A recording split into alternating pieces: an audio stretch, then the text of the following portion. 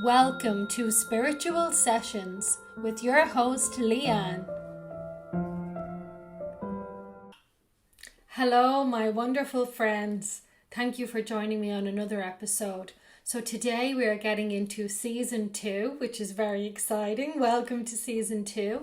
And we are following on from Season 1, where we looked at the Book of Thoth, the Emerald Tablets.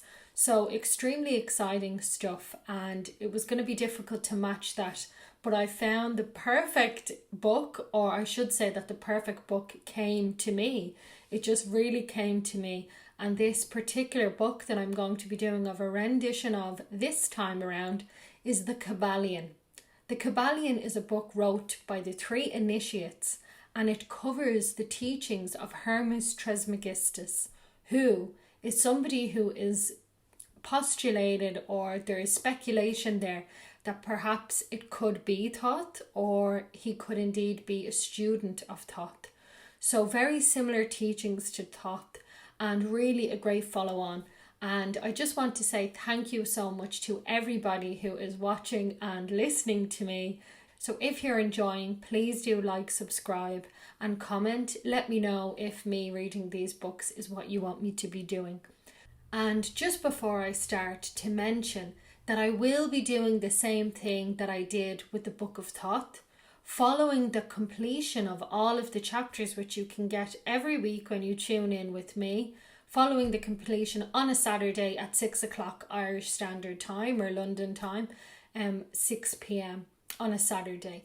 But then once all of them are finished, I will be compiling them into one single book for you to listen to if you've liked the content and you've liked watching me every week. So then you can just listen to the book in full. But I hope that you're getting something from watching me and, watching me read the book. Otherwise, there will be no need to me to do the video. So please do leave your comments. Let me know what you think and how you feel. I also have the link to my website down in the show notes, or in the description in the YouTube video, so on Spotify or on YouTube. And there you can see, if you go to www.spiritualsessions.club, you can send me an email, and I will be delighted to hear from you, delighted to get back to you. So either leave a comment or send in an email through the contact form on the website. And I would love to hear from you. Let me know what you like, what you dislike. Thank you so much, guys. Let's get into the book. The Kybalion, a study of the Hermetic philosophy of ancient Egypt and Greece by the three initiates. The lips of wisdom are closed, except to the ears of understanding. 1908. Introduction. We take great pleasure in presenting to the attention of students and investigators of the secret doctrines this little work based upon the world-old Hermetic teachings. There has been so little written upon this subject, notwithstanding the countless references to the teachings in the many works upon occultism, that there are many earnest searchers after the arcane truths will doubtless welcome the appearance of this present volume. The purpose of this work is not the enunciation of any special philosophy or doctrine, but rather is to give to the students a statement of the truth that will serve to reconcile the many bits of occult knowledge that they may have acquired, but which are apparently opposed to each other, and which often serve to discourage and disgust the beginner in the study.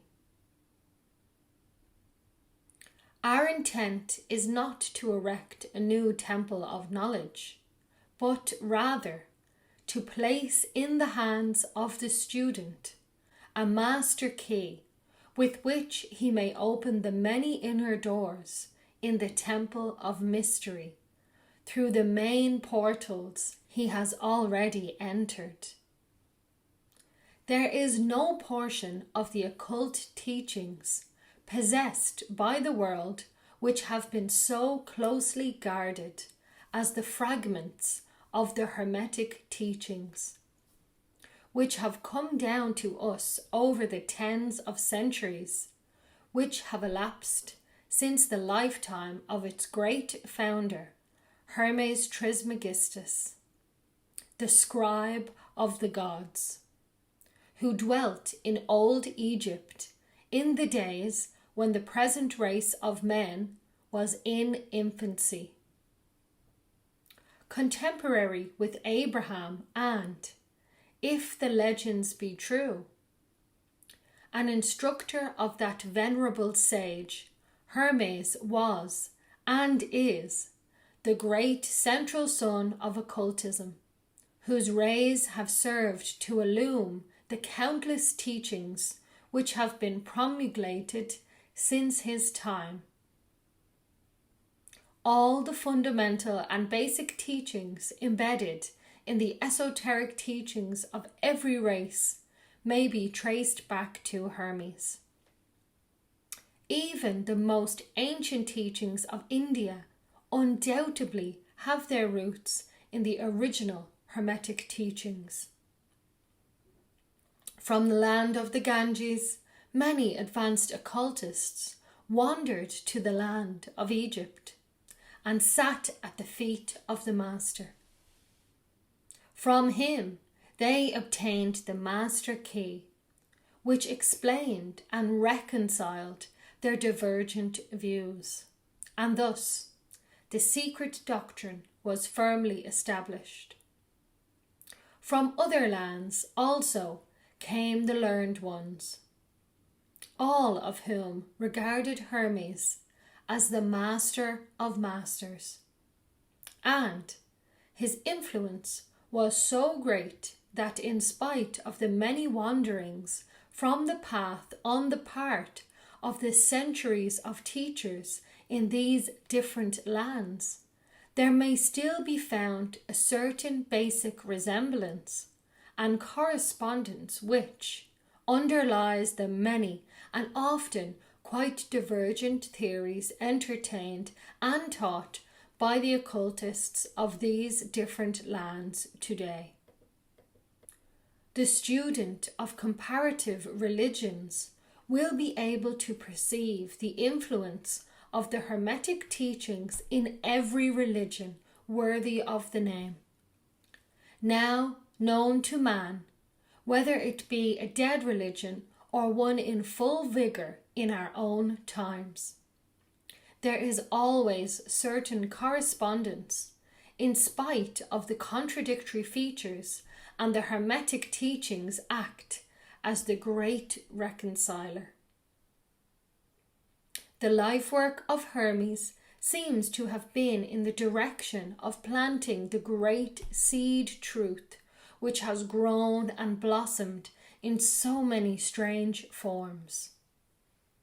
Rather than to establish a school of philosophy which would dominate the world's thought, but nevertheless the original truths taught by him have been kept intact in their original purity by a few men each age who, refusing great numbers of half-developed students and followers, followed the Hermetic custom and reserved their truth for the few who were ready to comprehend and master it. From lip to ear, the truth has been handed down among the few. There have always been a few initiates in each generation in the various lands of the earth who kept alive the sacred flame of the Hermetic teachings, and such have always been willing to use their lamps to relight the lesser lamps of the outside world.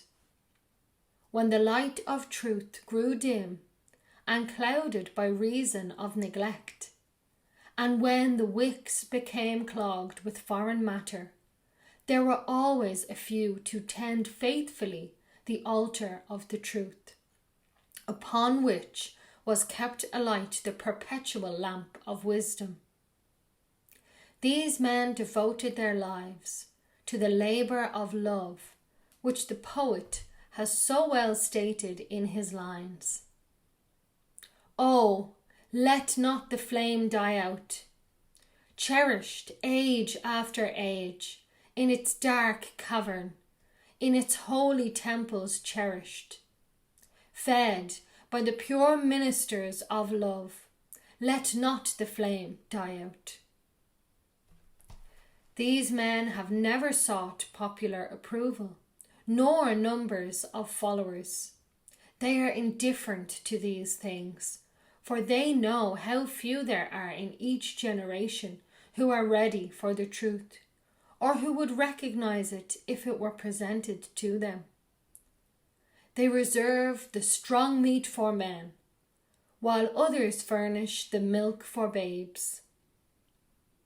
They reserve their pearls of wisdom for the few elect, who recognize their value and who wear them in their crowns, instead of casting them before the materialistic vulgar swine, who would trample them in the mud and mix them with their disgusting mental food. But still, these men have never forgotten or overlooked the original teachings of Hermes regarding the passing on of the words of truth to those ready to receive it, which teaching is stated in the Kybalion as follows. Where fall the footsteps of the Master, the ears of those ready for his teaching open wide. And again, when the ears of the student are ready to hear, then cometh the lips to fill them with wisdom. But their customary attitude has always been strictly in accordance with the other Hermetic aphorism, also in the Kybalion.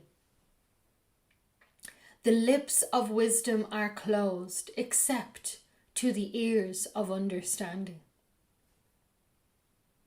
There are those who have criticized this attitude of the Hermeticists and who have claimed that they did not manifest the proper spirit in their policy of seclusion and reticence.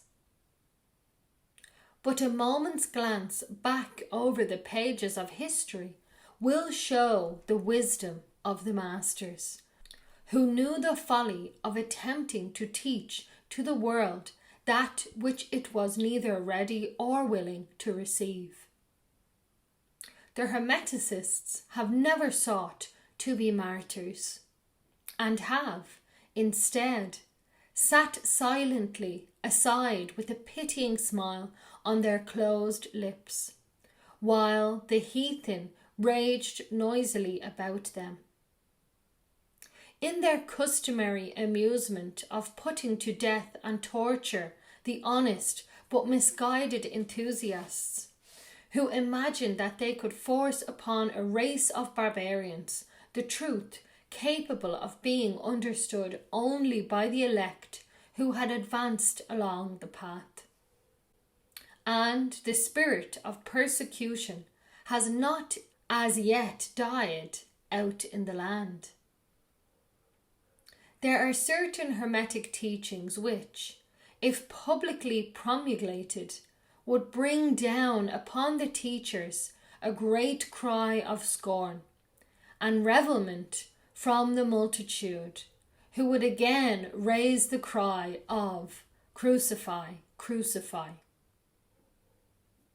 In this little work, we have endeavoured to give you an idea of the fundamental teachings of the Kybalion, striving to give you the working principles, leaving you to apply them yourselves, rather than attempting to work out the teaching in detail. If you are a true student, you will be able to work out and apply these principles. If not, then you must develop yourself into one, for otherwise the Hermetic teachings will be as words to you. the 3 initiates.